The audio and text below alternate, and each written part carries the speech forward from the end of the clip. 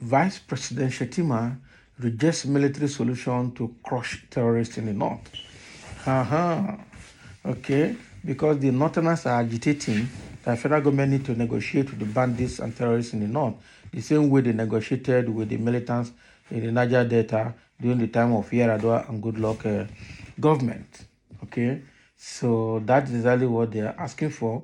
But the question is, what is the difference between the Niger Delta militant and the northern Boko Haram?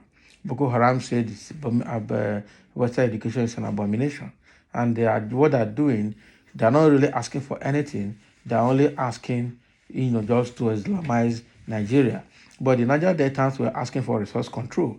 That the Niger Delta area is the major source of the petroleum that is now the mainstay of Nigerian economy.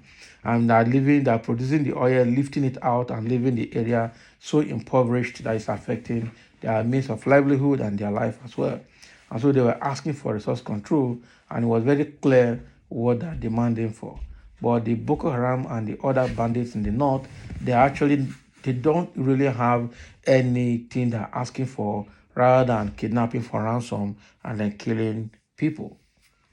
So Shettima, I know that before Shettima became vice president, the rumor that he's a patron to Boko Haram, because during his time, Boko Haram was at the top gear and he knew some of them and they were coming to his house.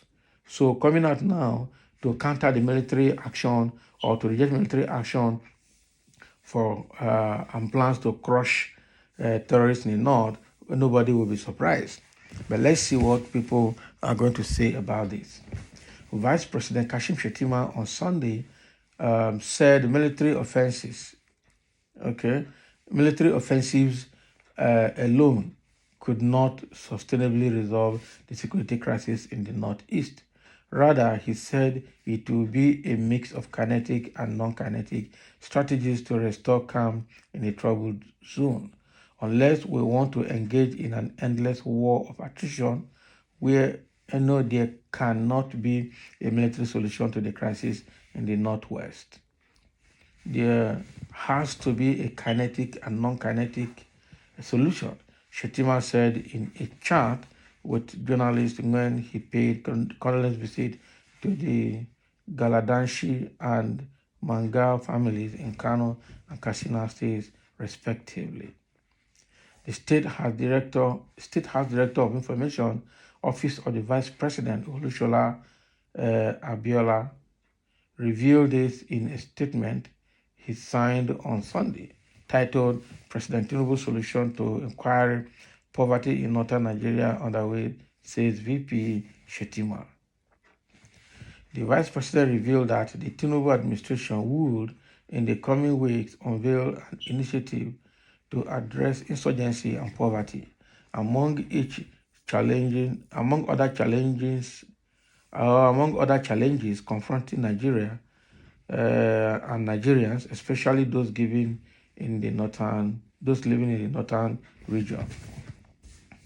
In the next couple of weeks, we will unveil the Pulaku solution, which will address the grievances and social exclusion of our four cousins in the northwest, and also towards addressing the root causes of all the banditry and insurgency in the nation, Shettima explained. Pulaku, also called the Fulani Code of Conduct, is an integral cultural and ethical value system specific to the Fulanis. Encompassing a broad range of norms, behaviors, and social practices seen as distinctly Fulani, Pulaku is a major factor binding Fulanis together across different regions despite linguistic and regional variations.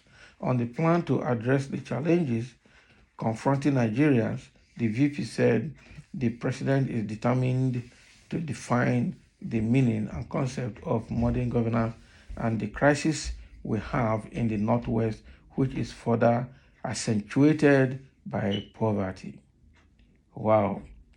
So that is what Shettima is saying.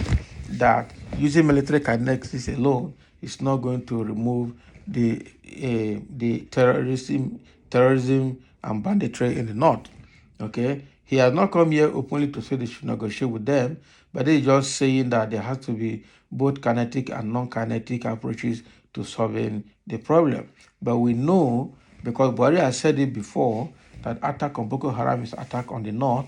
So any Southern president that is, geared towards giving those people fire for fire response, they don't want it, saying that there will be, what do they call them? Civilians will be affected, that there will be civilian casualties in the process.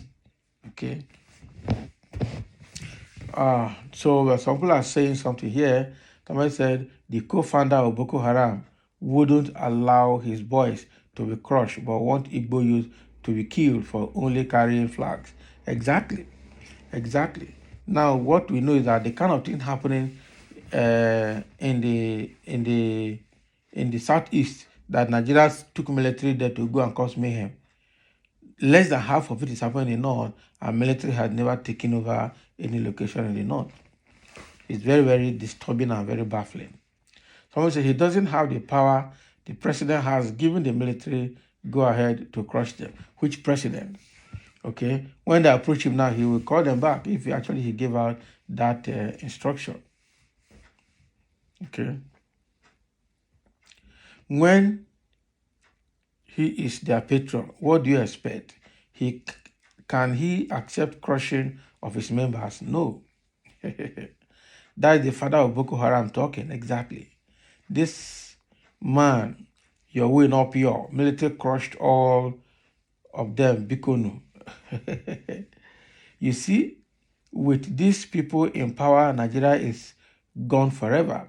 The military men have come with solution to eradicate bandit, Boko Haram, and kidnapping, but a whole vice president who is in power is saying no to that.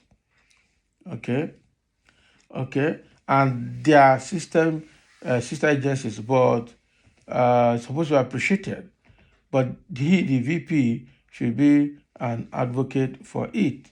Okay, saying no or saying otherwise is actually not a very good one. It's not a very good one. Okay, somebody said, but encourage military genocide in Southeast. Okay, where less armed violence, which is stage managed reigns. Of course, now if they begin kill them, the fit involve them saying follow to. Yes, it's true. So when the military start attacking the bandits in the north, they will involve the VP and they will call him as their member to come to their aid and probably confess him as a sponsor. And he doesn't want anything that will shake the ripples or create ripples that will come and touch him sometime. That is another fact. In fact, this is their way, and that is very clear. Okay, so Shettima is against military solution to crush the bandits in the north, but is ready to send the military to southeast and south and southwest to say they are managing kidnapping cases. Quite unfortunate. So that is what is coming from Shettima. He doesn't want the Boko Haram to be crushed.